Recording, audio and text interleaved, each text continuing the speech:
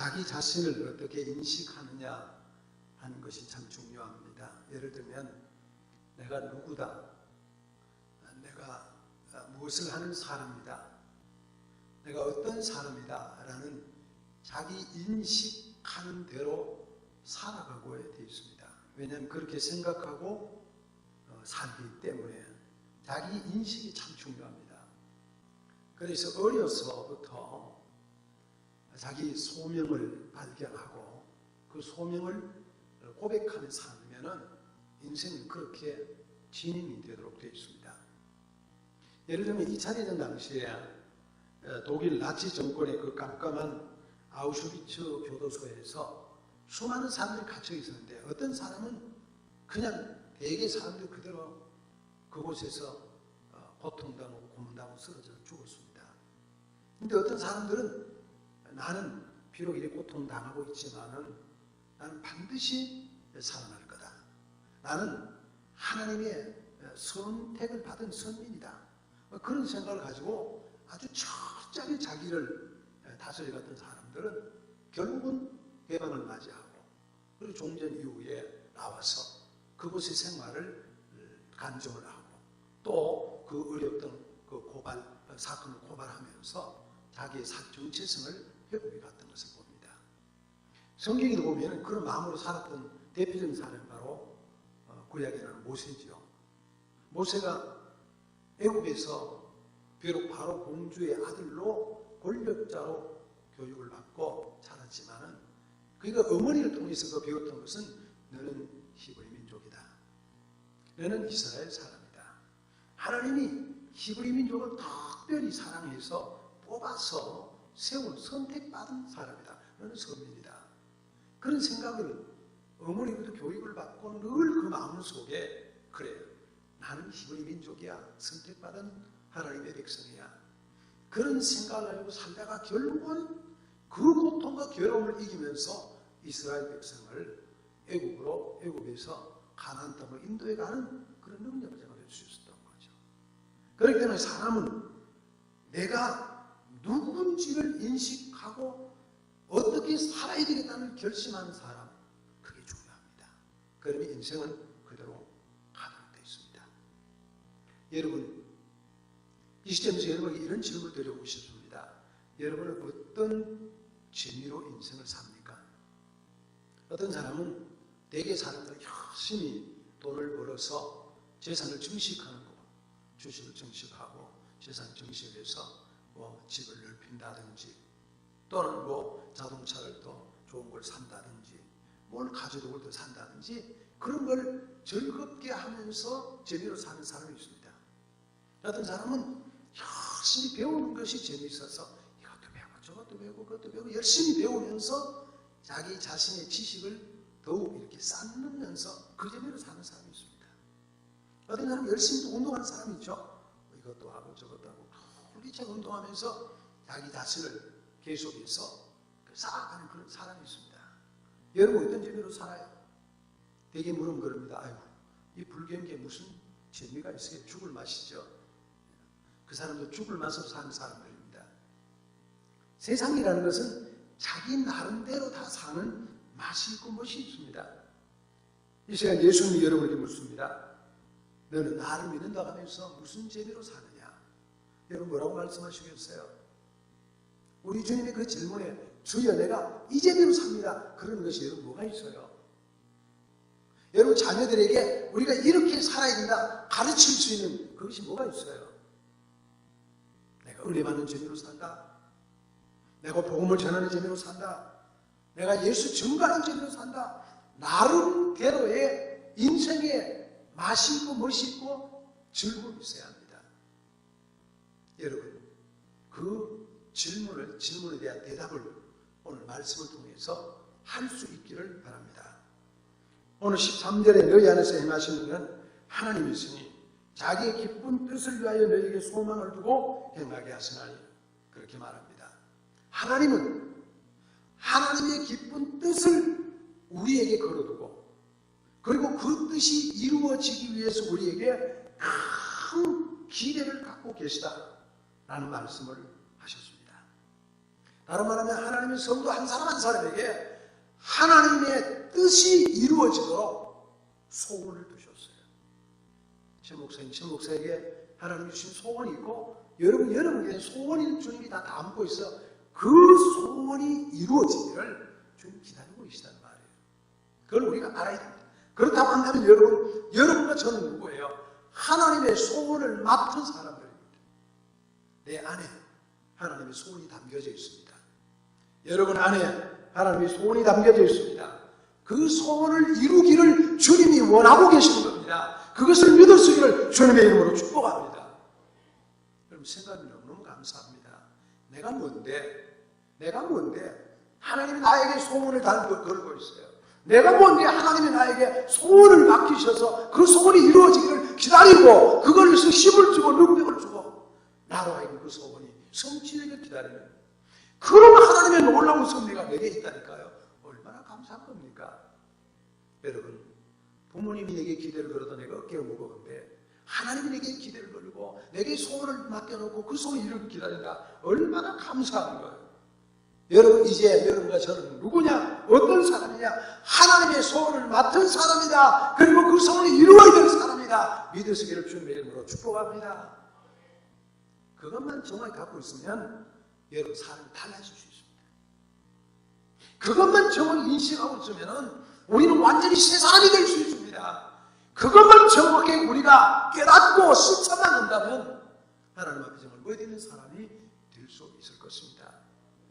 여러분 오늘 성경이 분명히 말합니다. 너희 안에서 행하시는 이는 하나님이시라고요. 여러분 안에 하나님이 행하고 계십니다. 왜 그러냐면 하나님이 기쁘신 뜻을 위해서 우리에게 소원을 두고 우리 행할 수 있도록 힘을 주시는 분이시기 때문입니다. 여러분이 그 소원을 맡은 하나님의 백성이다. 그 소원을 담지한 하나님의 사람이다. 믿으시기를 축복합니다. 그러면 우리가 어떻게 살아야 됩니까? 그럼 우리가 어떻게 지내야 됩니까? 어떻게 그 소원을 이루어드릴 수가 있습니까? 어떻게 하나님이 기뻐하는 삶을 살 수가 있습니까? 오늘 그 성경 첫 번째 두렵고 떨림으로 살라고 말합니다. 다 같이 시작. 두렵고 떨림으로 살아라. 자, 12절 시작. 그러므로 나의 사랑하는 자들아 너희가 나 있을 때뿐 아니라 더욱 지금 나 없을 때도 항상 복종하여 두렵고 떨림으로 너희 구원을 이루라. 항상 복종해서 두렵고 떨림으로 너희 구원을 이루라. 여러분과 저는 은혜로 구원받은 사람들입니다. 하나님의 은혜로 구원받고 하나님의 축복으로 이루어져 온 사람들입니다. 오직 은혜입니다. 오직 사랑입니다. 그런데 이것을 끝나는 게 아닙니다. 우리는 항상 복종하면서 두렵고 떨림으로 우리의 구원을 이루어 가야 될 사람들입니다. 여러분 이것을 가장 귀하게 잘 성취했던 사람이 사도 바울이라고 본다면요. 바울은 다메섹으로 가다가 예수의 음성을 듣고 깨졌습니다. 요즘 만나면 변화가 됐습니다. 바울이 주의 음성을 듣고 하는데 주여 누굽니까? 그러니까 나는 네가 핍박하는 나사렛 예수다. 네가 어째 나를 그렇게 핍박하느냐? 주님이 자기를 부른 걸 깨달았습니다. 그러고 나니 그가 가던 길을 돌아서서 그가 시리아 다메섹으로 다마스커스로 갔는데 가던 길을 돌아가지고 아라비아로 갔습니다. 3년 동안 그곳에서 머물러 하나님 앞에 자기를 돌아오는 기회를 가졌습니다. 갈라디아서 2장 말씀은 그가 구원받고 난 뒤에 부름받고 난 뒤에 제자들을 만나러 가지 않았습니다. 예루살렘을 가지 않았습니다. 아라비아로 갔다고 말했습니다. 성경학자들은 그가 아라비아 3년 동안 뭘 했을까? 거기에 대한 해석이 궁금합니다만 우리가 일반적으로 해석하기는 그가 지금까지 살았던 것에 잘못한 것을 회개를 하고요. 그리고 주님이 나를 불러주기에 너무 감사해서 그들이 감격하면서 그 3년 동안에 정말 자기를 돌아보는 그리고 자기에게 주신 하나님의 음성을 듣고 주님과 나와 주님의 관계를 맺는 그 과정을 3년 동안이나 거쳤다는 거예요. 그러고 난 뒤에 그 다음에 복음을 가지고 나와서 주의 제자들을 만나고 복음을 전하는 사람이 되었다고 그렇게 해석을 합니다. 여러분 보세요. 내가 구원을 받았습니다. 내가 하나님의 사람이 됐습니다. 나에게 은혜를 주셨습니다. 나에게 직분을 맡기셨습니다. 그것이 너무 좋아서 너무 고마워서 견딜 수가 없어서 내가 뭔데 내가 무엇인데 하나님이 나에게 그런 은혜를 주시나. 그래서 3년 동안이나 아라비아에 가서 눈물을 흘리며 기도하고 감사하고 기도하고 감사하고 회개하고 그런 3년이 결국은 사도 바울이 30년이 있게 됐고요.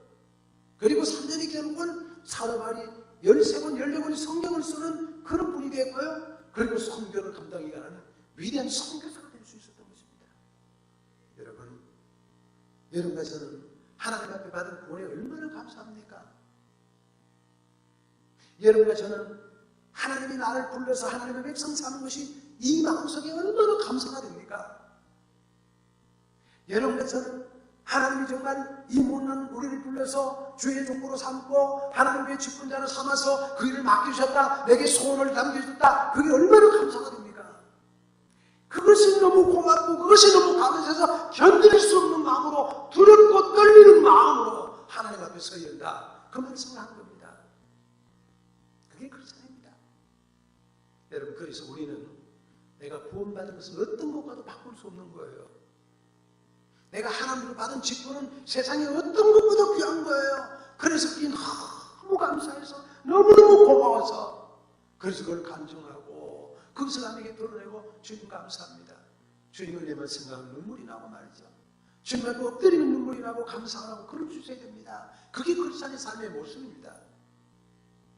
여기 두렵고 떨린다는 말을 한마디로 말하면 진중하다, 진지하다, 그런 말입니다. 이거로 그라비티, 그런데 이건 정말 진지한, 정말 진지한 그런 삶을 얘기하는 거예요. 내가 구원받는 건 장난이 아니고요. 왜? 예수 그리스도가 십자가에 피 흘려 돌아가시고 그리고 나를 불러줬기 때문입니다. 하나님 앞에 내가 아무것도 아니고도 불구하고 나를 하나님의 사람으로 삼으셔서 하나님의 백성 삼으셔서 이렇게 귀한 하나님이 일꾼 되고 직분자가 되겠다. 그게 너무 감사한 거예요. 그래서 하나님 앞에 예배하는 것도 진지하게 하고 같은 것도 진지하고 말이에요. 그런 내가 뭐예요? 그래서 사도 바울은 뭐라 그래요? 내가 죄인 중에 괴수고 내가 흉악자로 내가 하나님 앞에 아무것도 미물 중에 미물이라고 그렇게 말합니다. 그런 데 나를 불러서 하나님 일꾼 삼시 견딜 수 없는 거예요. 그게 너무 고마운 거예요. 여러분 정말 주께서 내게 준 직분을, 구원을 그렇게 고맙게 여깁니까? 주께 내게 지금 주신 직분을 그렇게 귀하게 여기십니까? 제가 1부 예배 때 주로 우리 교회학교 교사들이 많아서 그런 말씀을 드렸습니다. 내가 주님을 받은 교사의 직분이 여러분 어떤 것보다 정말 귀하게 여기냐고 물었습니다. 여러분 그렇습니까? 여러분 성가대 맡은 게 어떤 것보다 귀합니까? 여러분 교회 어떤 직분 맡은 게 어떤 것보다 귀합니까?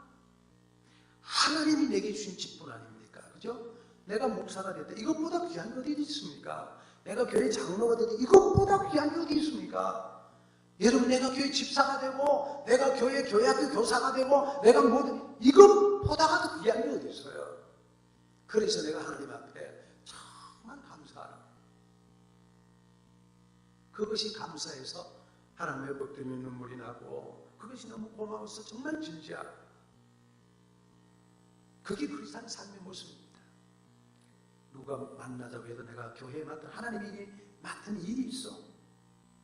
내가 무슨 일이 있어도 딴 데 갈 때 있어 내가 성가대 맡은 일 때문에 주일에 하나님께 예배하는 게 중요한 거야. 그럴 수 있는 마음을 갖는 거, 그게 바로 두렵고 떨림으로 살아가는 삶의 신앙적 자세일 것입니다. 여러분 제가 이런 신앙의 자세로 하나님의 두렵고 떨리는 마음으로 믿음의 삶을 살아갈 수 있기를 예수의 이름으로 축복합니다.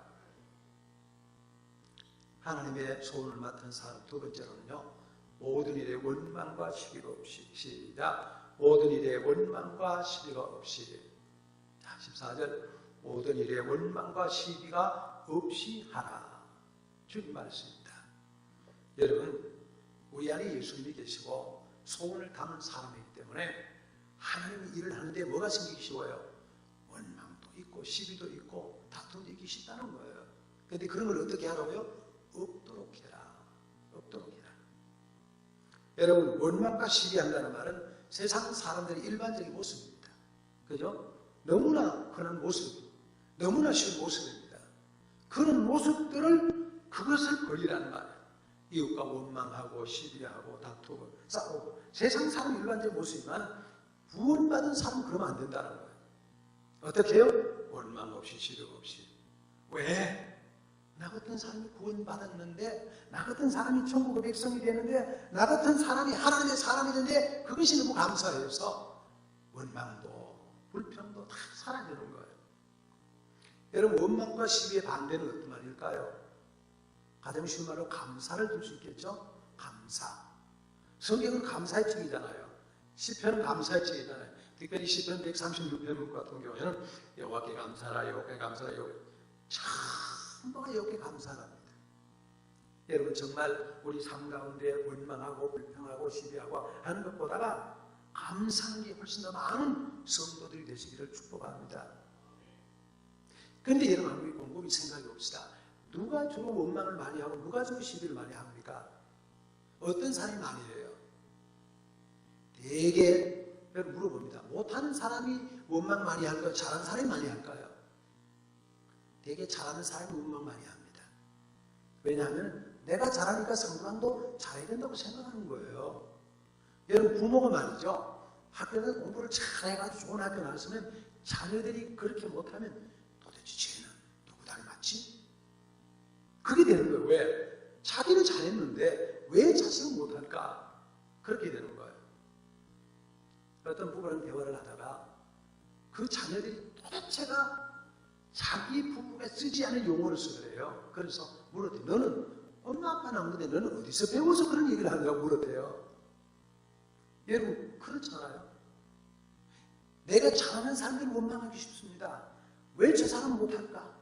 왜 저 교회는 이럴까? 왜 저 사람은 저 모양일까? 불평하고 원망하기 쉽습니다. 그런데 그게 문제라는 거예요. 성경은 그것을 멀리하라고 말하는 거예요. 여러분, 사람들은 교회는 별의별 사람이 다 모이는데 교회입니다. 교회 사람들이 여러분 완전한 사람들입니까? 아닙니다. 완전을 향해서 가고 있는 사람이지 완전한 사람은 없습니다. 저는 이 가운 때문에 고민이 많습니다. 오늘도 입을까 말까. 이제 10월달이잖아요. 바꿨잖아요. 입을까 말까 고민이 많이 하다가 제 아내가 들어와서, 아니, 교회 다니는 에어컨 켜고 또 그분 가운 입는 건 뭐예요? 그것도 말이 되잖아요. 한쪽은 에어컨 틀어도 덥다고 그러고 여기 또 겨울 동복을 입고, 이게 참 또 그런 생각이 들어요. 제가 딱 한 가지입니다. 인간의 모습이 보이지 않게. 똑같은 인간 아닙니까? 여러분, 너무 기대하지 마세요. 다 똑같습니다. 여러분, 교회 장로 대단한 사람 아닙니다. 비슷한 사람입니다. 여러분, 예수 오래 믿는다 특별한 사람인데 비슷한 사람입니다. 다 비슷한데 실망하지 말자고 말이에요. 왜 저 사람은 저럴까? 원망하고 불평하고 시비하고 하지 말라는 말이에요. 사람이 사는 것은 다 똑같다는 거예요. 그렇기 때문에 내 자신 안에 감사를 심고 찬송을 심고, 여러분, 이 속에 기쁨을 심고 즐거움을 심고 살아가야 된다는 말입니다. 로마서 2장 1절입니다. 그러므로 남을 판단하는 사람아, 누구를 막론하고 내가 핑계하지 못할 것은 남을 판단하는 것으로 내가 너를 정죄하리니 판단하는 내가 같은 일을 행하느니라. 판단한다고 하는 것은, 남을 야단한다는 것은 그 자체가 벌써 똑같은 사람이 된다는 말이에요. 그래서 여러분, 누구를 불평하고 누구를 원망하고 그 모양이 할 이유가 없습니다. 하는 동시에 그가 똑같은 사람이 된다 그런 말이에요. 그런 얘기예요. 그렇기 때문에 그저 우리가 할 수 있는 일 기도해주고 그저 그를 긍휼히 여겨주고 그러는 거예요. 그래서 내 안에 누가 있어요? 주님이 계세요. 내 안에 뭐가 있어요? 주님의 뜻이 있어요. 이걸 이루기 위해서 우리가 노력해야지, 이 안에 원망과 시비와 불평과 이런 거 자꾸 나오면 하나님 뜻을 이룰 수 없는 거예요. 여러분과 제 속에 그런 원망 쫓아내시기를 축복합니다. 시비를 쫓아내시기를 축복합니다. 불평을 쫓아내시기를 축복합니다. 감사와 은혜로 채울 수 있기를 예수님의 이름으로 축복합니다. 세 번째는요, 흠없는 자가 되라. 자, 15절 시작. 이는 너희가 흠이 없고 순전하여 어그러지고 거스리는 세대 가운데서 하나님의 흠없는 자로 세상에서 그들 가운데 빛들로 나타내며, 여기 여러분 이런 걸 볼 수 있습니다. 이 세대는 어떤 세대요? 어그러지고 거스르는 세대입니다. 이 세대는 부모의 말씀도 어그러지고 하나님 말씀을 어그러지고 거스르는 세대예요. 세대가 그래요. 이 세대는요 흠투성이에요. 이 세대는요 문제투성이에요. 그래서 이 세상의 특징은 빗나가고 어그러지고 거스르고 문제 많고, 그런 세상에서 우리가 어떻게 되라고요? 흠 없는 자가 되라. 흠 없는 자. 어떻게 흠 없이 살 수 있어요? 불가능하잖아요. 이 안에 하나님 계시다고 믿잖아요. 믿으라 그 말이에요. 이 안에 말씀이 있다는 걸 믿으란 말이에요. 이 안에 하나님 계시 담겨있다는 걸 믿으란 말이에요. 그래서 우리는 그 어려운 문제 있고 힘든 문제 있을 때마다 하나님 앞에 나를 내려놓고 부셔 복종시키면서 이겨가자고 하는 말이에요. 하나님 우리에게 말씀하시는 거예요. 사랑하라는 말이잖아요. 내가 사랑이 마음대로 안 됩니다. 그럼에도 사랑하려고 몸부림치면서 사랑을 실천해서 노력하는 사람이 되는 것, 그게 그리스도입니다. 여러분 순종이 제대로 안 되잖아요. 그러나 순종하기 위해서 몸부림치고 순종하기 위해서 무지무지 애를 쓰고 노력하는 그런 사람이 되는 것이 흠없는 사람이 되는 것입니다. 여러분 우리가 옆에 사람을 용서하라고 말하는데 잘 안 되잖아요.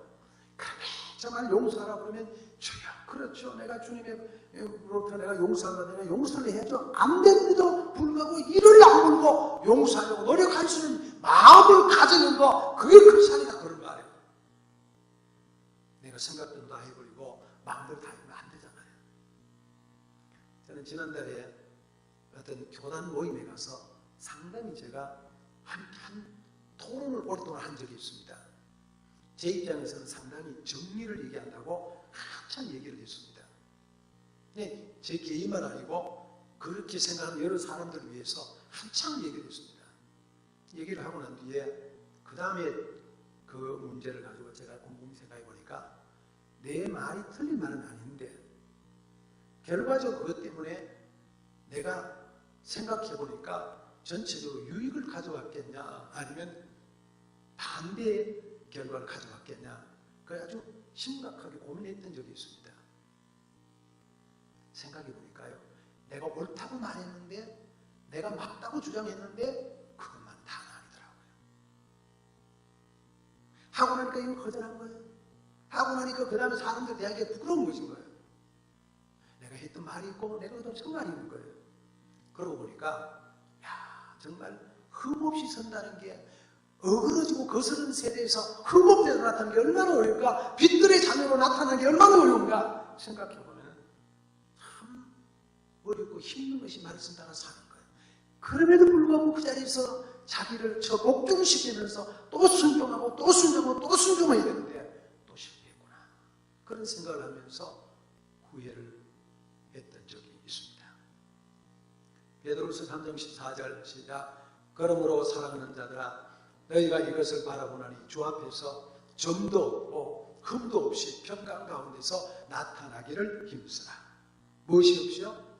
점도 없이 흠도 없이 평강 가운데 나타나기를 힘쓰라. 여러분 오리는요 진흙탕 속에 있다가도 그 안에서 어떤 뭐 먹고 그러다가 밖에는 툭툭 털면 다 깨끗해진다고 그러잖아요. 그래서 오리고기 좋다고 그러잖아요. 그 안에서 나오는 기름이 있대요. 기름. 크리스찬들이 아무리 문제 있고 아무리 어려움이 있어도 툴툴 털고 일어나면 또 일어나고 또 일어나고 또 일어나고 또 흠없는 사람이 되고 또 깨끗한 사람이 되고 그럴 수 있는 능력이 그 안에 있습니다. 이 세상 사람은 똑같은 사람이 아닌 아름다운 하나님의 사람으로, 예수 그리스도의 재림을 소망하는 사람으로, 거룩한 사람으로 살려고 노력하는 사람으로 세워지는 그런 축복이 있기를 바랍니다. 네 번째는요, 생명의 말씀을 밝혀. 시작. 생명의 말씀을 밝혀 나의 다름질을 헛되지 아니하고 수고도 짓지 아니하므로 그리스도의 날에 내가 자랑할 것이 있게 하려 함이라. 생명의 말씀이 뭐예요? 예수 그리스도입니다. 예수님이 생명이시고요, 예수님이 말씀이시기 때문입니다. 예수님을 밝히고 예수 말씀을 밝히는 겁니다. 무슨 그림이죠? 자도 조그맣게 해서 가마 타고 가는 그림입니다. 일제시대에 어떤 한 처녀가 17살에 결혼해서 시집살이를 하다가 19살에 혼자 됐습니다. 19살에 혼자 되고 나니까 온 동네 사람들이 저 여자 팔자 참 더럽게 태어났다 탄식을 했어요. 꽃이 피다가 말았구나 하고 애석했습니다. 이 19살 여인이 너무도 기관 운명이 기가 막혀서 하루는 거울 앞에 앉아서 자기 긴 머리를 다 잘라냈다. 잘라버리고 단발머리를 자르고 가자! 그리고 팔자를 고치려고 서울로 간대요.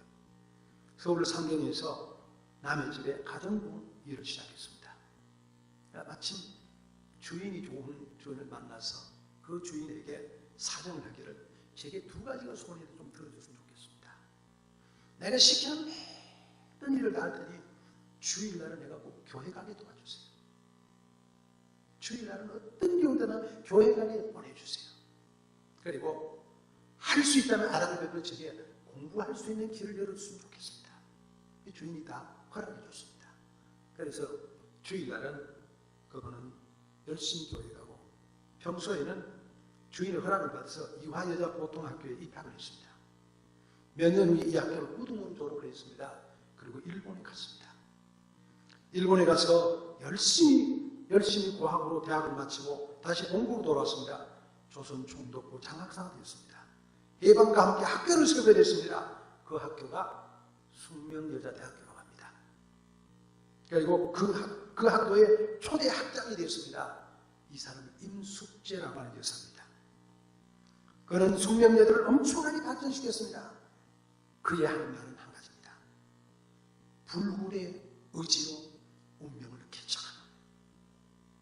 아무리 어렵고 아무리 힘들어도 하나님을 의지하고 하나님 앞에 나가면 하나님이 힘 주시고 능력 주시기 때문에 세상은 이길 수가 있다고. 여러분, 우리 앞에 아무리 힘들고 어려움이 있어도 하나님의 말씀 붙잡고 끝까지 나가고 끝까지 나가는 사람은 길이 열린다는 것입니다. 여러분의 삶을 통해서, 우리의 삶을 통해서 하나님의 말씀을 밝히는, 주의 길을 밝혀가는 그런 사람들이 될 수 있기를 축복합니다. 마지막에 말씀은요, 기뻐하라. 자, 같이 읽습니다. 만일 너희 믿음의 재물과 섬김 위에 내가 너를 전제로 드릴지라도 나는 기뻐하고 너희 무리와 함께 기뻐하리니 이와 같이 너희도 기뻐하고 나와 함께 기뻐하라. 무슨 말이에요? 내가 전제가 된다는 말이에요. 내가 재물로 바쳐진다는 말이에요. 내가 지금 재물이 되어서 불타게 재물로 내 물을 올린다 할지라도 나는 기뻐한다. 나는 믿음의 재물로 섬김에 내가 올려진다면, 내가 믿음의 재물이 된다면, 믿음을 지키는 것이라면 나는 기뻐하겠다. 내가 기뻐하는 것을 여러분도 같이 기뻐하기를 원한다. 그 말입니다. 여러분, 우리 안에 하나님의 소원을 담았습니다. 하나님의 소원을 담은 사람의 특징이 뭐라고요? 기뻐하고 사는 거예요. 즐겁게 사는 거예요. 어떤 상황을 만나든지 간에 기쁨으로 살아라, 그런 말이에요. 우리가 잘 아듯이 항상 기뻐하라, 쉬지 말고 기도하라. 항상 기뻐가 뭐예요? 언제나 기뻐하는 겁니다. 억울할 수도 있습니다. 원통할 수도 있습니다. 그런데 그것을 바꾸고 기뻐하고 즐거워하고 감사하고 찬양하고 할렐루야하고 아멘하는 말이에요. 그렇게 사는 것이 그리스도의 삶의 모습이기 때문입니다. 주와 같이 길 가는 것 즐거운일 아닌가? 우리 주님 걸어가신 팔자취를 밟 건데 한 걸음 한 걸음 주 예수와 함께 날마다 우리는 걷겠네요. 여러분 안에 힘든 것이 있어도, 어려운 것이 있어도 기쁨으로 사시기를 축복합니다. 감사하며 사시기를 축복합니다. 할렐루야하며 사시기를 축복합니다. 아멘하며 사시기를 축복합니다. 말씀을 정리합니다. 우리가 누구예요? 하나님의 소원을 맡은 자들입니다. 여러분 안에, 제 안에 하나님의 소원이 담겨져 있습니다.